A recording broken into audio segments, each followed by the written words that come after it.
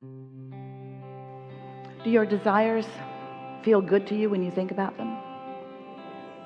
That's a good thing, isn't it?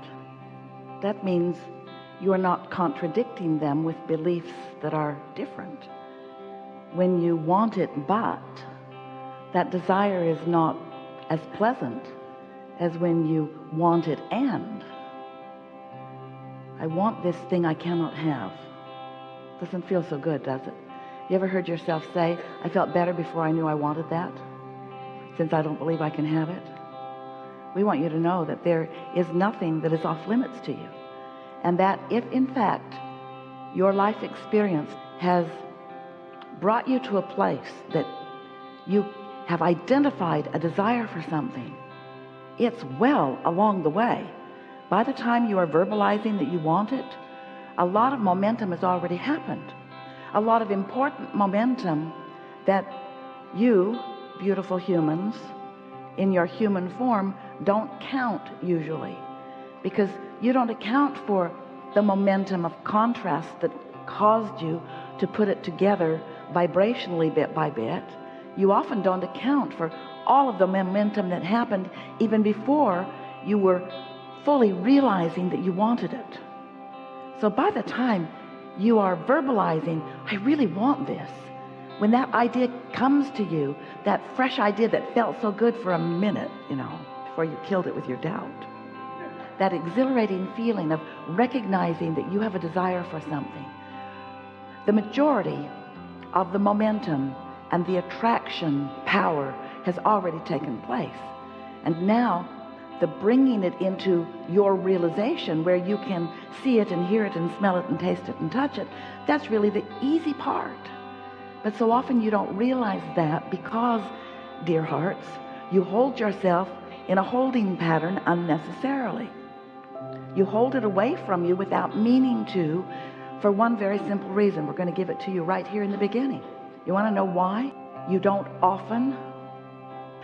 allow your desires to come to smooth and fast and easy fruition? It's because you're looking into the physical world where you want it to show up, and if it isn't there, then your awareness that it isn't there is what slows it down and keeps it from coming. Isn't that interesting? Because you get what you think about. So you want to ask yourself, am I thinking more about it being here, or am I noticing more that it isn't here yet? And you can sort of tell by the conversation that you hear coming out of yourself. Things like, I'll be glad when it gets here, or I'll be happy when such and such happens, then I will really be happy. And so if it's then, not now, think about it, then feel what's going on in your vibration. If it's later, not now. So sometimes you wonder, when we talk like this, from our place of already knowing that it is, but you don't know that it is yet because you can't see it. So from your point of view, often it isn't. Well, which is it? Is it or isn't it? Because it can't be both. And if you think that it isn't yet, then your vibration is different than if you accept that it is.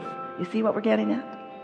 Sometimes we ask you to feel happy about it in its evolving, and you want to say, okay, but I'll be happier when it gets here. And we say, that's a little tricky, isn't it? Because are you more absence of it aware or presence of it aware? And this is really what we want to talk about, because it exists and it does have a vibrational presence, even though you have not yet allowed yourself to see it and hear it and smell it and taste it and touch it. Still, it exists. And so if you can feel it in its becoming rather than in its absence, it's sort of like, do you ever get in a car and take a trip somewhere, and for most of those many, many miles, you're not there yet. You're not there yet. But you're not driving along thinking about the absence of your destination. Usually. You're usually in the moment aware of where you are, yes? And so we would like to see you realizing the existence of your desires before they have manifested, And if you can find a way to do that, then there are going to be two wonderful predominant aspects to your life forevermore as you are here in this physical body. First is, many more of the things that you are wanting are going to be showing up faster. And next, you're going to be happy along the way, whether they're here quite yet or not. Have you ever had the experience of really looking forward to something? Maybe it's a vacation or a getting together with someone, an experience of some kind, usually. Really looking forward to it.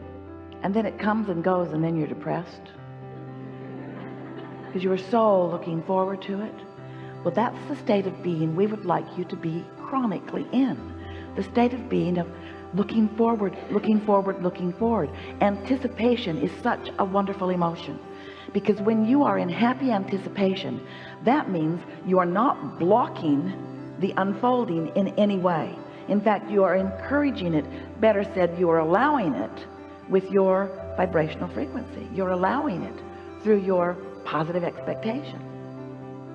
One of our favorite words that Esther finds to describe things that we mean to say is the word expectation, because expectation includes both a desire and a belief. So when you have positive expectation about something, then it is happily unfolding and you're happy all along the way.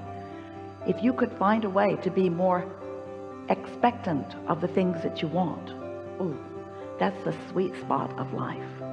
When you in your physical body are approaching a subject, the subject that is in your current now, and you are approaching it in the same way that your inner being is approaching it, ooh, that's when you feel bliss or eagerness. That's when you feel love and appreciation. That means you are on the same emotional vibrational wavelength. But if your inner being is looking at what you're looking at differently than you're looking at it, for example, if you're really mad at someone and your inner being never is, then the negative emotion that you feel is your indicator that there are some conflicting vibrations going on, and that in fact is what resistance is. And you are the only one who can introduce resistance into your experience. And when you introduce resistance into your experience, you slow down who you are and what you want. It really is as simple as that. So the short version of this explanation of you, the creator of your own experience, is get happy and stay there, and good things will come to you.